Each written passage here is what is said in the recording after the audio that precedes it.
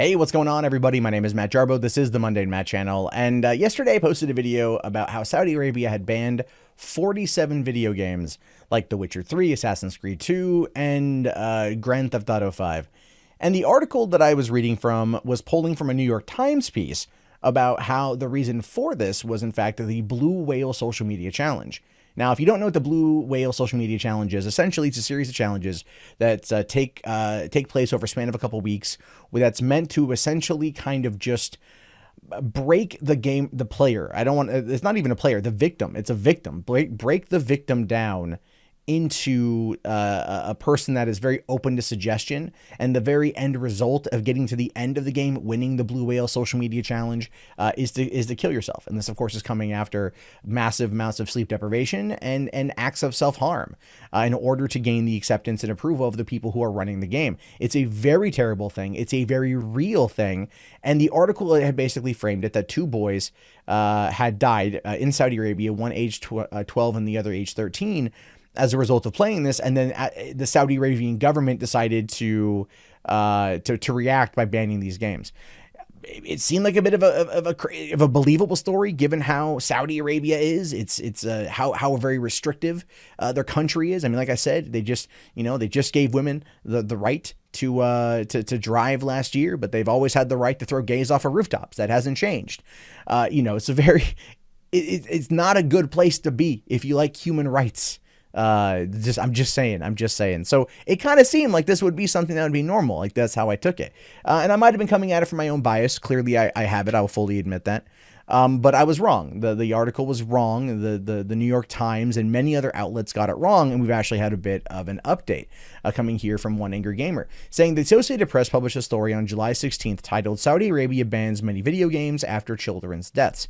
The article states that Saudi Arabia banned 47 games in the wake of a 13-year-old girl and a 12-year-old boy committing suicide. The article linked their deaths to a social media game called Blue Whale. The Associated Press did not provide any information about the bans or connection between the suicides and the alleged censorship. Others republished and reiterated the news from the Associated Press, including the New York Times, PC Gamer, Hollywood Reporter, Washington Post, and IGN, among others. Each of them linked the suicides to Blue Whale and reported that the 47 games had been banned as a result or in connection with the suicides, without first gaining confirmation from the Saudi General Commission for Audio Visual Media. It turns out that all of the reports of the games being banned as a result of the suicide were in fact fake. And that is crappy. It's very crappy that's what happened. I feel bad. I hate when these things happen.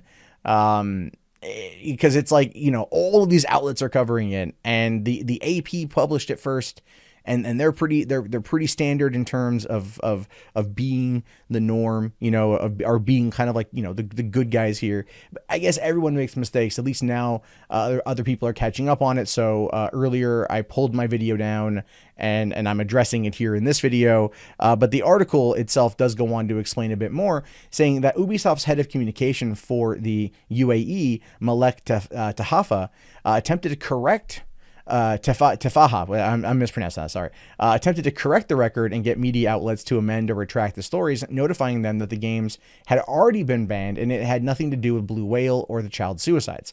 Saying here, please Western media reach out to publishers locally present in the region and ask to clarify before echoing sensationalist headlines or fake news.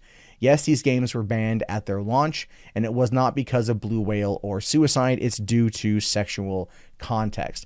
And that actually makes a fair amount of sense, given how regressive that society is when it comes to dealing with sex. Super prudish, right? I'm very prudish. Just saying. That makes sense, though. That does make sense. Like, 'cause I was thinking about it afterward yesterday, and I'm all like, GTA 5 came out 5 years ago. Assassin's Creed 2 came out in 2009. It's a 9-year-old game. And The Witcher 3 is over 3 years old now. Why would those games all of a sudden be banned now? And then I'm like, but why would those games even be there in the first place? But you don't really think about it, because again, this is coming from a trusted source and you want to make sure that it's legit. And it turns out that well, I'm just going to be honest, we all got it wrong.